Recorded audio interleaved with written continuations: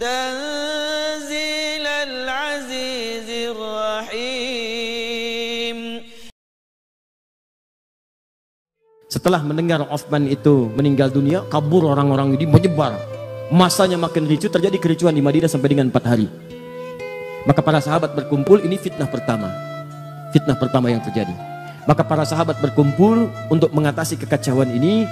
Maka mereka bersepakat mesti ada pemimpin baru yang diangkat untuk mengatasi kekacauan, karena kekacauan sudah menyebar.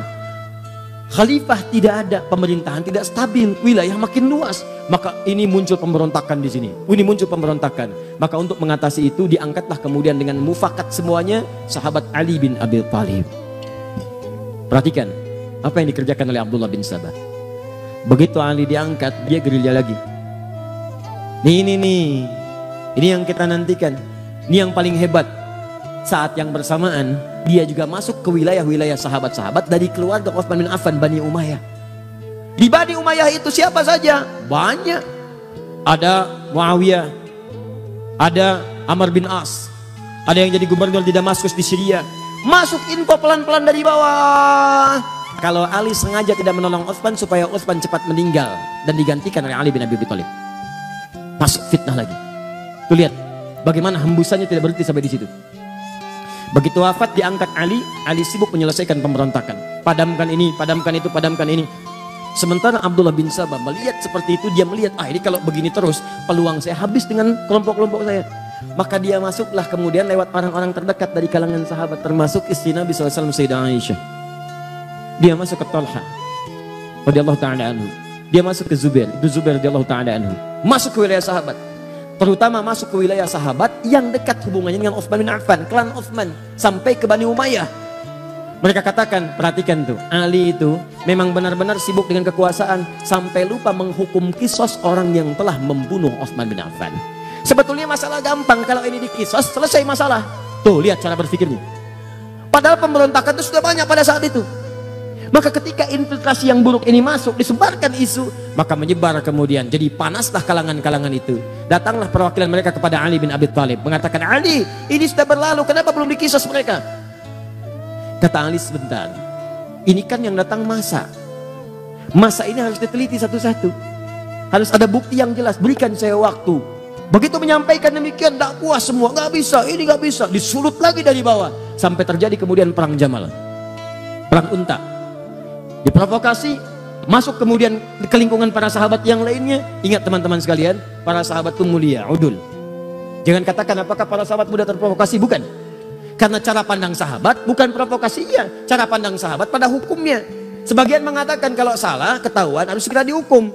Mereka tahu yang salah si fulan, tapi Ali berpendapat buktinya perlu jelas dulu. Kan sekarang juga 2 alat bukti yang jelas, demikian kan? Sahabat tahu ini pelaku si fulan. Cuma Ali perkenankan saya mengumpulkan bukti dulu. Yang lain minta segera dikisos karena sudah tahu si fulan. Ali bertahan dulu sampai mengumpulkan bukti yang kuat. Dikacaukan ini oleh tadi para penyusup tadi. Maka diprovokasi, kalian sahabat Nabi, kalian orang mulia, ini nanti akan diminta pertanggungjawaban oleh Nabi. Kenapa tidak dihukum? Tegur Ali. Sampai terjadi perang Jamal. Jamal itu unta. Karena peperangannya pada saat dipimpin oleh Sayyidah Aisyah menggunakan unta. Begitu sedang berperang itulah kemudian kata Ali para sahabat yang lain, ini unik nih. Sholatnya pernah sama-sama, pernah beribadah sama-sama, dan mereka menegakkan nilai sama-sama. Yang satu prinsipnya baik, yang lainnya juga baik. Tegakkan hukum, yang kedua siap menegakkan. Kami kumpulkan bukti, dua-duanya benar ijtihadnya. Yang salah itu yang memprovokasi. Maka apa yang terjadi?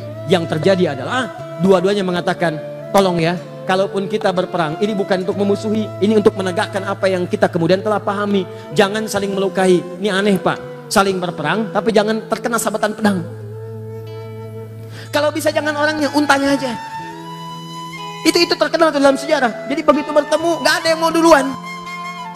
Nih, siapa yang menjadikan kacau situasi pada saat itu? Kelompoknya ini. Ini yang masuk. Dia yang masuk eksekusi duluan beberapa sahabat. Sehingga Talha syahid, Ibnu Zubair syahid. Tercatat hampir 4.000 sampai 6.000 sahabat syahid pada saat itu. Wafat. Maka semakin kacau situasi pada saat itu. Dihadirkan kemudian segala hal dan sebagainya. Sampai beritanya sampailah ke Damaskus, ke Syria. Pada tokoh yang masih sangat kuat pada saat itu. Teman-teman sekalian, dari klan Bani Umayyah. Pada kekuasaan Muawiyah. Sampai dengan ke Amr bin As. Kemudian diantara pendukungnya. Maka ketika Ali menjelaskan situasi pada Sayyidah Aisyah, ini begini, beliau memahami akhirnya. Oh ternyata ini ada yang provokasi, ini begini, duduk. Semua duduk. Tapi itu tidak sampai kepada Syam di Syria. Yang saya katakan tadi, belum ada pesawat, belum ada telepon. Berita yang sampai di sana, pendukungnya Utsman dianiaya oleh Ali, bayangkan. Sehingga ketika Ali mengatakan kita harus jaga stabilitas ini, lebih baik kuatkannya pemerintahan dulu. Aisyah akhirnya ya mengakui kita bayat. Semua bayat. Tenang. Tapi sampai ke Syam itu nggak nyampe beritanya. Akhirnya apa yang terjadi? Diprovokasi. Karena ini sudah perlakuan yang buruk, maka kami, kata ini nih, pengikut ini datang ke sana, kami hanya akan mengangkat khalifah bukan Ali, yang kami angkat Muawiyah saja. Maka diangkatlah kemudian khalifah di sana sampai mendeklarasikan sebagai khalifah baru. Anda bayangkan tuh. Fitnahnya luar biasa. Maka apa yang terjadi? Sudah nggak sempat, konon ada yang menyebutkan Muawiyah kirim utusan untuk klarifikasi, tapi di tengah jalan kemudian dieksekusi. Begitu dieksekusi oleh kelompok dari sini, sempalan sini, nyampe berita ke sana, Ali yang eksekusi. Semakin kuat kemudian rasa bencinya, marahnya, diprovokasi demikian, maka menyiapkan pasukan. Disampaikan juga kepada Ali, Muawiyah sudah menyiapkan pasukan, tidak mengakui kekhalifahan. Maka secara singkat disampaikan, Ali pun mesti siapkan pasukan. Maka dua-duanya menyiapkan pasukan, dikenal dengan perang Siffin itu. Maka apa yang terjadi? Ali mengatakan, ini karena sudah makar terhadap negara, kita harus bereskan, tapi dengan cara yang mulia. Sama kayak tadi tuh, pelan-pelan, karena sama muslim. Gak ada yang mau nyakiti, gak ada yang mau macam-macam. Ini masuk lagi nih. Yang ini nih, aduh. Nanti saya tunjukkan kepada Anda, ini cuma contoh orang, tapi pemikirannya diwariskan. Dalam setiap hal-hal yang terjadi semacam ini, Anda akan temukan provokator-provokator bertebaran. Termasuk sekarang semakin bertambah eranya, tapi ini nggak akan berubah. Termasuk di YouTube juga banyak provokator nanti. Nanti akan temukan itu. Kembalikan ke sini. Jadi begitu sudah masuk, singkatnya bertemu, lebih besar pasukan dari sebelumnya, terjadi peperangan itu sampai pasukan Muawiyah terdesak. Ya, apa yang terjadi pada saat terdesak Muawiyah? Saya katakan di belakang kan ada Amr bin As dan seterusnya, itu jenius. Kata mereka, sudah kita kalau teruskan akan kalah nih, dan makin banyak korban.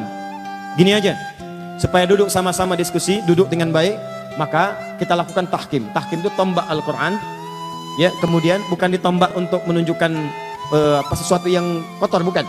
Maksudnya untuk berhukum dengan hukum kitabullah. Kenapa menggunakan tombak? Karena mudah diangkat begini. Kalau ngangkat orang kan belum ketahuan apa maksudnya. Begitu dipanah dari belakang meninggal, repot lagi. Maka yang diangkat Al-Quran begini semua berbaris di belakang Muawiyah. Ketika berbaris diangkat kemudian mushaf. Saat diangkat itulah kemudian Ali mengatakan, tidak, itu siasat, saya tahu itu siapa yang bikin. Karena Ali kenal Amr bin As. Tanya dulu mereka, kalau mereka ingin tahkim, mereka harus menyerah dulu. Mereka harus menyerah. Kalau sudah menyerah baru tahkim. Karena situasinya sedang demikian kacau. Kalau tidak menyerah duduk sama-sama, maka mustahil bisa diskusi dengan baik. Ini Ali. Wah, ketika Ali perintahkan, terus dorong mereka sampai mereka menyerah. Maka yang satu golongan mengatakan, Ali kamu nggak benar nih.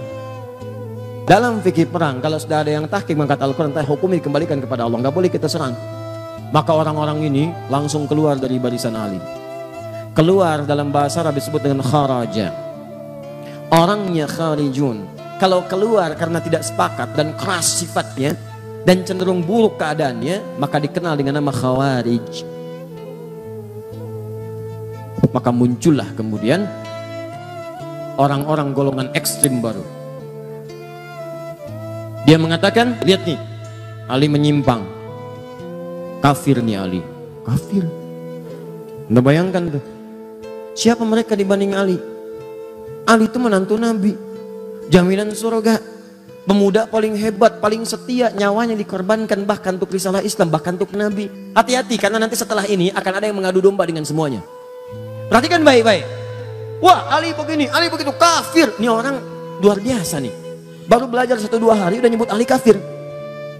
Kafir, kita keluar dari Ali. Orang-orang ini, nih, ini lagi kesini nih asalnya.